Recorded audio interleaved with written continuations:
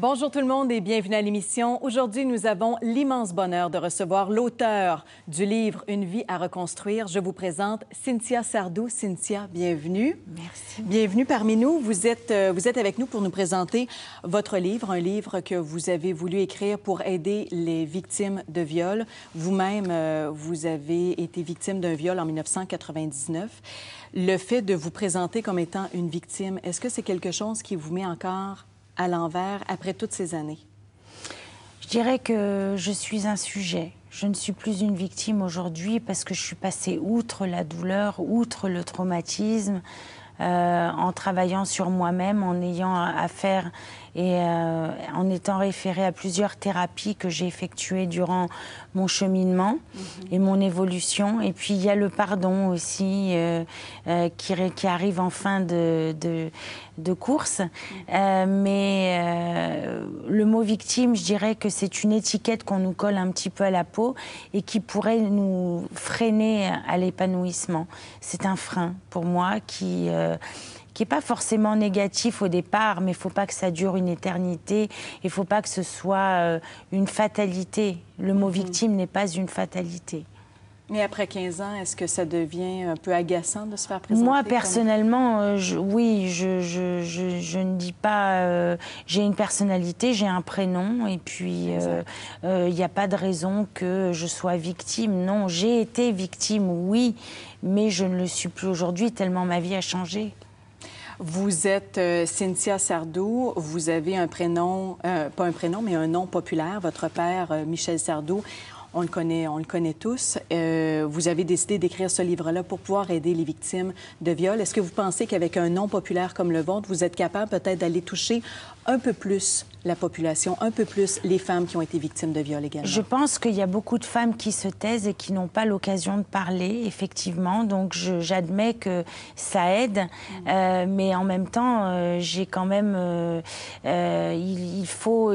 J'incite les autres sujets et autres personnes telles que moi à communiquer sur ce thème. Il ne faut pas que ce soit un tabou, il ne faut pas que ce soit un frein à notre épanouissement. Nous ne sommes pas responsables de ce qui nous est arrivé et nous ne sommes pas... je dirais que moi, j'ai eu une chance incroyable, c'est d'être très, très bien entourée par ma famille, par les médecins, par certains de mes amis, pas tous parce que nombreux sont partis. Mais je dirais que... il faut en parler, il faut communiquer sur ce thème, c'est absolument indispensable. Et c'est vrai qu'il y a des victimes qui ne sont pas écoutées, qui ne sont pas entendues et qui ne sont pas respectées par rapport à ça.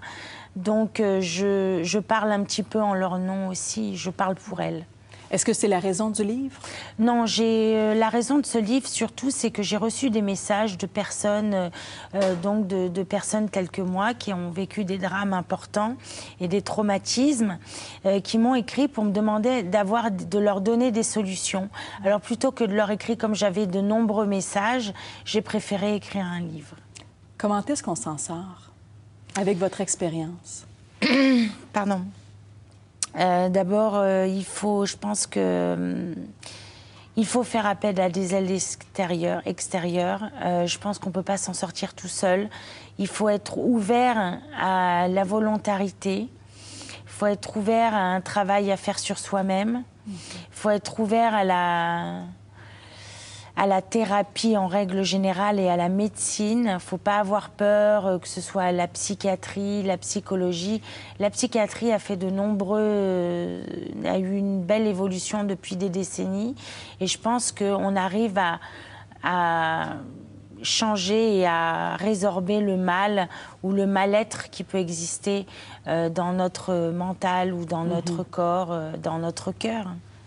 Est-ce que vous avez voulu aussi, avec votre livre, aider un peu les proches des victimes? Parce que c'est des dommages collatéraux quand une personne est Tout à fait. Moi, personnellement, j'ai vu mes proches réagir et chacun a réagi à sa manière.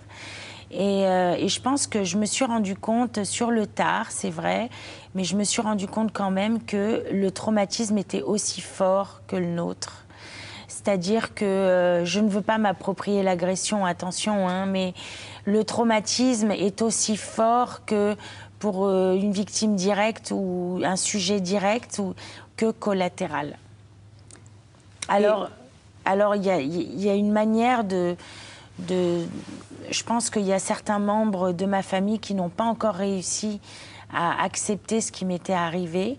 Et je ne dirais pas qui, mais je sais qu'autour de moi, il y a encore des gens, des personnes dans mon entourage qui n'ont pas accepté ce qui m'était arrivé.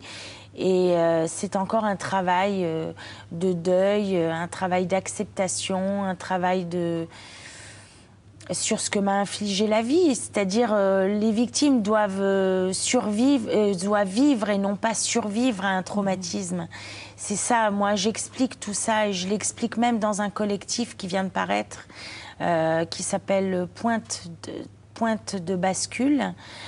C'est en tome 3 et c'est un livre collectif qui est gratuit d'ailleurs sur le net. Sur le Télésommet 2014 et il permet de dire que la vie est finalement la chose beaucoup plus forte encore que vous ne pouvez l'imaginer. Vous êtes prêt à tout pour survivre et pour garder la vie sauve et c'est ça, la vie est plus forte que tout le reste. Et dans votre livre, vous parlez non pas de guérison mais de réconciliation. Là aujourd'hui, comment ça va? Ah ben, je vais bien. J'ai trouvé un équilibre dans ma vie.